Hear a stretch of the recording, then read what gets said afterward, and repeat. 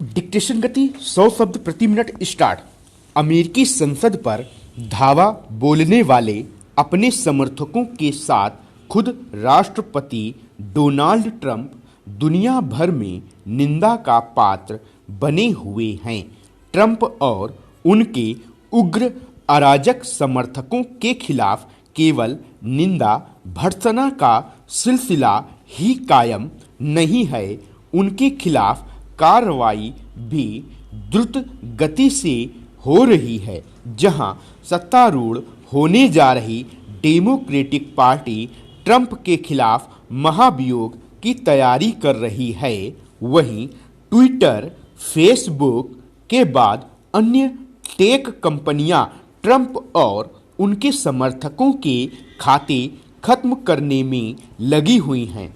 निंदित लांछित Trump के खिलाफ अन्य अनेक संस्थाएं किस्म किस्म की कार्रवाई कर रही हैं।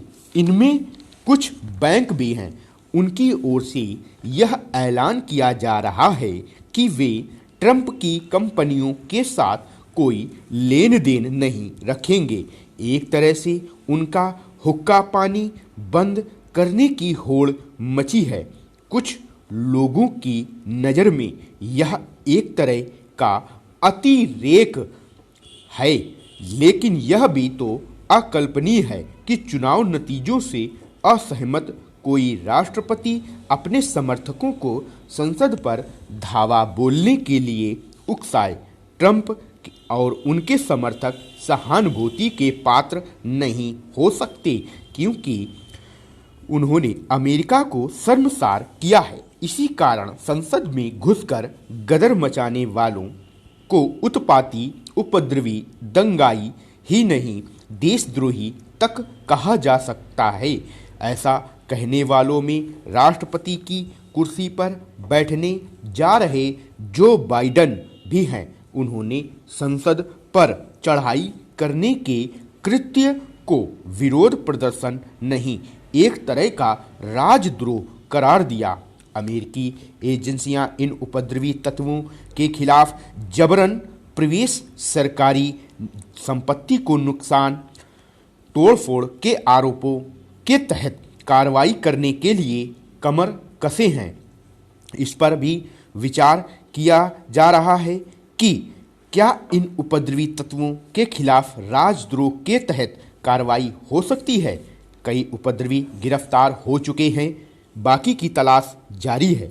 उनकी पहचान करने की अपील की गई है और उनके फोटो उन वीडियो से निकालकर जारी किए गए हैं जो संसद पर धावा बोले जाने के दौरान सामने आए थे।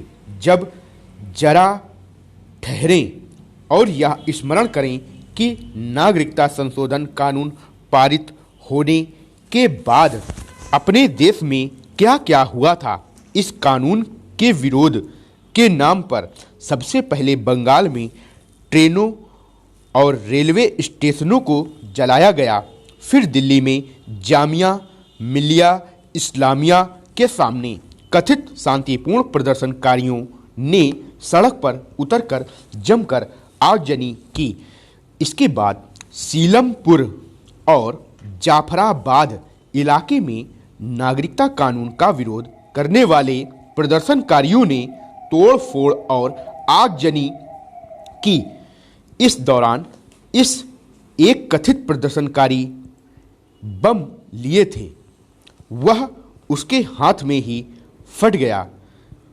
हिंसा की ऐसी ही घटनाएं देश के कई शहरों में हुईं। इस हिंसा में सरकारी संपत्ति और पुलिस को खास तौर पर निशाना बनाया गया। कहीं कहीं तो पुलिसकर्मी घायल भी हुए। अहमदाबाद, दिल्ली, मेरठ, कानपुर, लखनऊ आदि शहरों में पुलिसकर्मी खास तौर पर भीड़ की हिंसा का शिकार बने। इसके बाद भी वामपंथी बुद्धिजीवियों और मीडिया के एक हिस्से की ओर से उग्र भीड़ को शांतिपूर्ण प्रदर्शनकारी बताने की कोशिश की गई। उन्हें भी शांतिपूर्ण प्रदर्शनकारी ही कहा गया, जो दिल्ली के शाहीन बाग इलाके में रास्ता रोककर करीब 100 दिन धरने पर बैठे रहे।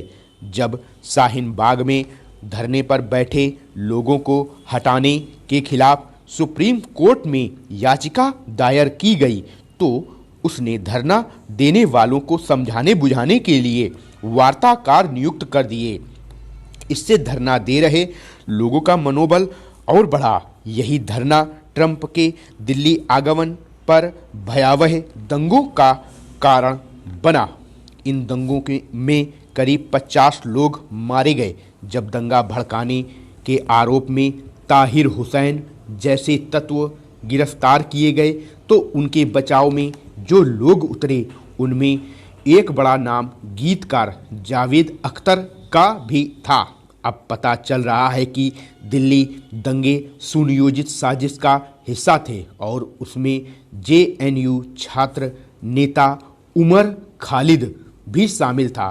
कुछ माह पहले शाहीन बाग धरने को लेकर सुप्रीम कोर्ट ने फैसला दिया कि आंदोलन के नाम पर सार्वजनिक स्थलों पर कब्जा नहीं किया जा सकता। हालांकि जब तक यह फैसला आया तब तक पंजाब में किसान कृषि कानूनों के खिलाफ रेल पटरियों पर बैठ चुके थे। इस फैसले के बाद भी उन्हें रेल पटरियों से हटाने की कोई कोशिश नहीं की गई।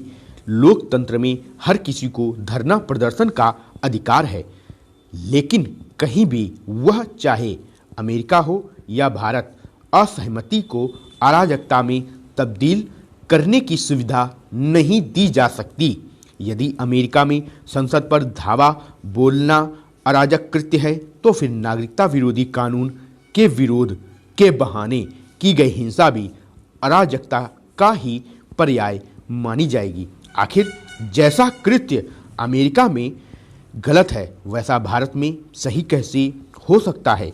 क्या यह अजीब नहीं कि भारत में जो लोग अमेरिकी संसद में धावा बोलने वालों की कड़ी निंदा कर रहे हैं वही नागरिकता कानून के विरोध में उत्पात मचाने वालों की तरफदारी करते नहीं थक रहे थे। वे असम को शेष देश से काट देने की वकालत करने और लोगों को उकसाने वाले की गिरफ्तारी को भी उसकी अभिव्यक्ति की स्वतंत्रता का हनन करार दे रहे थे। कुछ तो यहाँ तक कह रहे थे कि वह तो केवल रास्ता जाम करने की बात कह रहा था। पता नहीं ऐसे तर्क देने वालों के विचार बदले हैं या नहीं, लेकिन उन्हें इससे अवगत होना चाहिए कि बीते दिनों गुवाहाटी उच्च न्यायालय ने असम में नागरिकता कानून विरोधी प्रदर्शनों की अगुवाई करने वाले एक्टिविस्ट अखिल गोगोई को जमानत देने से इनकार कर दिया। उच्च न्यायालय की ओर से कहा गया कि अखिल गोगोई के नेतृत्व वाली भीड़ ने हिंसा का इस्तेमाल कर सरकारी मशीनरी को कमजोर करने, नफरत फैलाने और सरकार के प्रति असंतोष पैदा करने की जो कोशिश की वह कानून में आतंकी हरकत के रूप में परिभाषित है। इससे शायद ही कोई असहमत हो कि हम पर थोपी हुई शिक्षा की दृष्टि अंग्रेजों की औपनिवेशिक उद्देश्यों की पूर्ति का उपाय थी, न कि यहाँ की अपनी जैविक उपज। उसकी विश्व दृष्टि के परिणाम देश को स्वतंत्रता मिलने के समय साक्षरता, शिक्षा और अर्थव्यवस्था में व्याप्त घोर विसंगतियों में देखे जा सकते हैं। स्वतंत्रता के समय हमें यह रीति नीति बदलने का अवसर मिला, लेकिन हम कुछ ना कर सकें। उसके 7 दशक बाद भी उच्चतम न्यायालय का दरवाजा भारत की भाषा के लिए बंद है। भाषा और ज्ञान की दृष्टि से हम जिस तरह पर निर्भर होते गए वह ज्ञान के प्रचार और प्रवाह की दृष्टि से लोकतंत्र के लिए बड़ा घातक सिद्ध हो रहा है। इस दौरान हम भारत की समझ कि भारतीय दृष्टि की संभावना के प्रति भी संवेदनहीन बने रहे। स्टॉप।